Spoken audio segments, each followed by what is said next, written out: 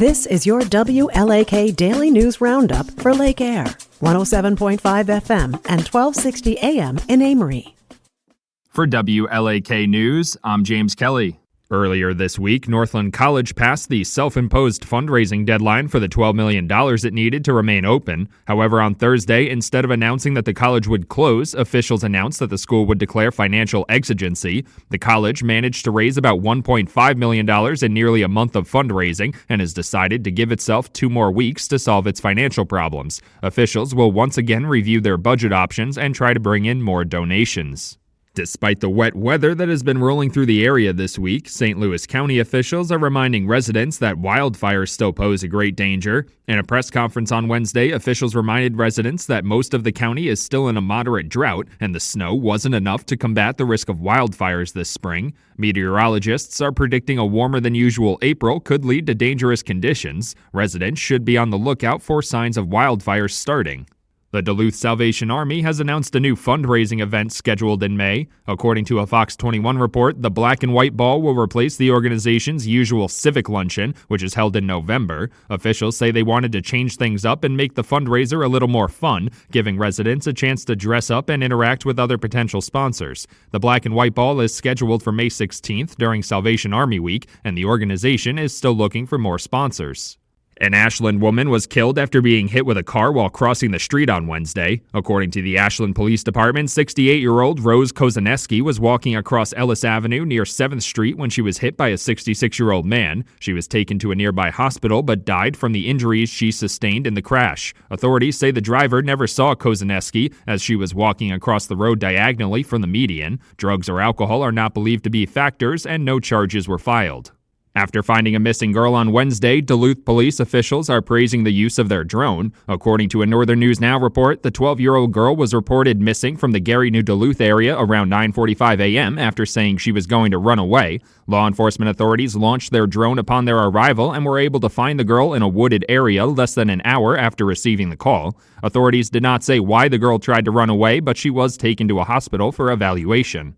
The University of Wisconsin-Superior has announced construction is finally set to begin on a new stadium. Construction crews will begin work on the Superior Choice Credit Union Stadium on April 15th after about a year of weather and price change delays. The total cost of the project is now expected to cost $7 million as opposed to the original $5 million. When completed, the Turf Field Stadium will host the school's men's and women's soccer teams and the men's and women's outdoor track and field teams. The Superior City Council voted against holding a public hearing on the Namaji Trail Energy Center project on Wednesday. Minnesota Power, the company behind the Energy Center project, has made a number of requests of the Planning Commission, including to reopen the city's comprehensive plan. The denials triggered a resolution for the City Council to hold a public meeting, but the motion was denied by the council. Superior residents have expressed strong opinions both for and against the Energy Center project. The Duluth Transit Authority has announced one of its bus stops is being moved next week. According to DTA officials, the bus stop that currently sits near the Dick's Sporting Goods at the Miller Hill Mall will be moved to the J.C. Penney starting this Sunday. The change is meant to give residents easier access to the Essentia Health Miller Hill Health Plaza. The Transit Authority will also add some signage to the area to ensure everybody using the bus can find the new stop, and bus schedules should remain generally the same. And that's what you need to know. For WLAK News, I'm James Kelly. Baseball tonight at AmFam Field. Hi, I'm Mike Clemens with sports. It's the Brewers hosting the Seattle Mariners. Rhys Hoskins is off to a good start at first base and at the plate. Replay overturned it. Now Hoskins flirting with the pole. It's gone. Rhys Hoskins makes it 2-0. Jeff Levering, Bally Sports, Wisconsin. Brewers general manager Matt Arnold. Look, we're trying to win as many games as we can here this year and in the long run, and so that's a tricky thing for us to balance when we're able to add veterans here with the type of track record that Rhys has. That's really exciting. He fits so well. I asked Hoskins if the team was a little in disbelief when they lost to the Twins the other day, 7-3. I think so. Look, you win 4 out of the gate, and kind of get this feeling like, man, are we going to lose? Of course we're going to lose, right? It's a long season. It's a marathon. But yeah, we're playing good baseball. College hoops, another player leaving Wisconsin, but this time from the women's team, Sonia Copeland from the Badgers women's basketball team to enter the transfer portal. NBA, the Bucks at home tonight against the Raptors. Milwaukee with back-to-back losses to the Wizards and the Grizzlies. Is there something they need to improve? The only thing over the last two games is the pain points that we have to eliminate. Just too many drives. And it's the old thing, if our feet are fast enough or if our help is quick enough. In the last two games, neither one has been very good. That's Bucks head coach Doc Rivers. Milwaukee has lost 4 of their last 5 games. There's at times that we play really well. There's at times that we don't. But at the end of the day, again, we had open shots. Like AJ had one, Malik had one, BP had one. Like we had open shots. Pat, I think, had one. I had 2. You gotta make shots. That's the Bucks. Giannis Antetokounmpo. With sports, I'm Mike Clemens. On your entertainment beat, I'm Pete Schwaba. Actress Molly Ringwald says her 18-year-old daughter Matilda was conceived in the dressing room at Studio 54 while Ringwald was part of the show Cabaret. The 56-year-old actress and her husband also have 14-year-old twins, but they were conceived during intermission at a community theater performance of Oklahoma. Ringwald said she got pregnant with Matilda at 36 as her biological clock was ticking loudly.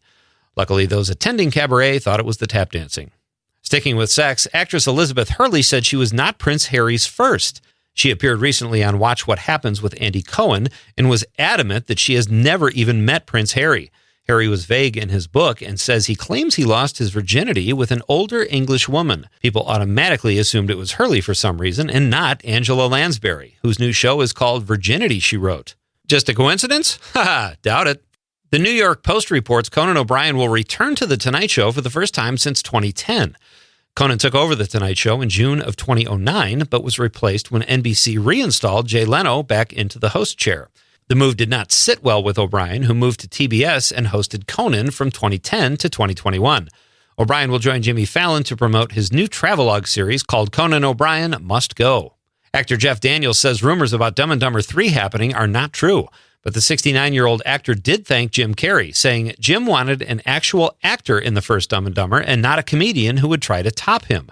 He also said a third installment of Dumb and Dumber doesn't happen unless Carrey is in. Sounds like Jeff Daniels is ready to bring those classically trained acting chops, or cheeks, to the toilet again. Ellen DeGeneres is launching a stand-up comedy tour, her first since 2018. The Ellen DeGeneres Show aired for the last time in 2022, not long after DeGeneres came under fire for mistreating staff. The 66-year-old comedian will start with 4 West Coast cities with more TBA. If you don't feel like braving the crowds, check out her stand-up specials on Netflix and HBO. If you attend this year's Wisconsin Film Festival, one of the can't-miss attractions will be an appearance by Oscar-winning director Alexander Payne on closing night. Payne's most recent effort, The Holdovers, was nominated for Best Picture at this year's Oscars. Payne will be at the 20th anniversary screening of his film Sideways and take part in a discussion afterwards. Sideways will be the last film screened at this year's festival at the Barrymore Theater on April 11th. A can't miss for film fans. For more showbiz fun, tune in to Nightlight with me, Pete Schwaba, every night between 7 and 9 p.m. on the Civic Media Radio Network.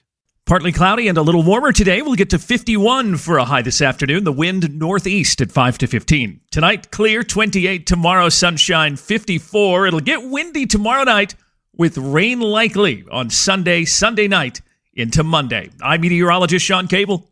Currently, it's 32. That's your WLAK Daily News Roundup from Civic Media. Subscribe to this podcast on Spotify, Apple, or wherever you find your podcasts. Find more news at lakeair.radio.